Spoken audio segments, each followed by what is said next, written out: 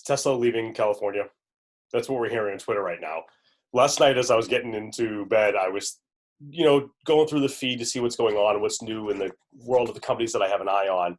And I see Elon Musk tweeting out that they're considering or are in the process of filing a lawsuit against Alameda County in California for not allowing them to open by the June 1st date, excuse me, that they'd like to open by.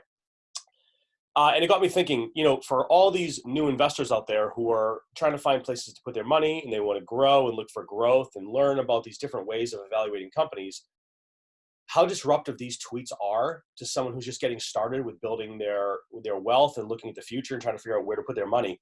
So let's just set the stage right now. Currently, the price is just under $820 a share. I'm checking this on Robinhood right now. And the market cap is $151.9 billion. So here's some of the quick details. Not that they're that important for the point of this video, but Tesla is essentially one of the last car manufacturing companies left in California.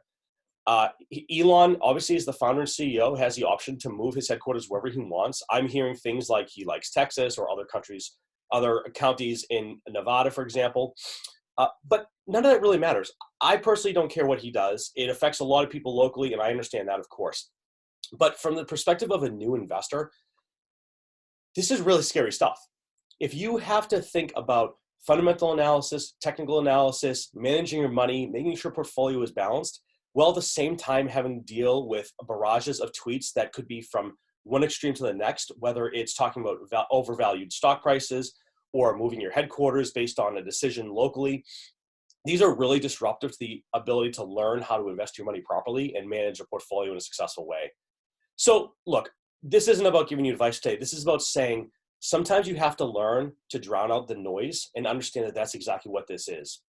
If every time a CEO of a modern tech company, and in this case, I understand, of course, Tesla's a combination of tech and manufacturing, you have to really make sure that you're investing in these companies for more than just, what sounds popular or what might happen. Really look at the fundamentals, understand the ability to be profitable in some certain time frame, understand the gap analysis that you have to do here.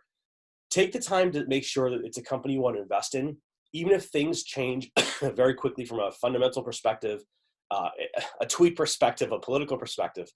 If you are new and you're investing in companies, especially with very vocal, forward-looking or public-facing CEOs or founders, take that into account as part of your overall process of where and how you choose to invest your money.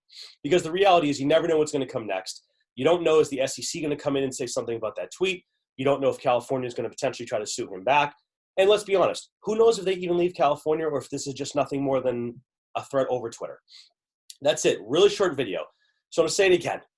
Tesla's in California today. If you would have invested in yesterday and you still think they're a good company today, it shouldn't have changed anything for you.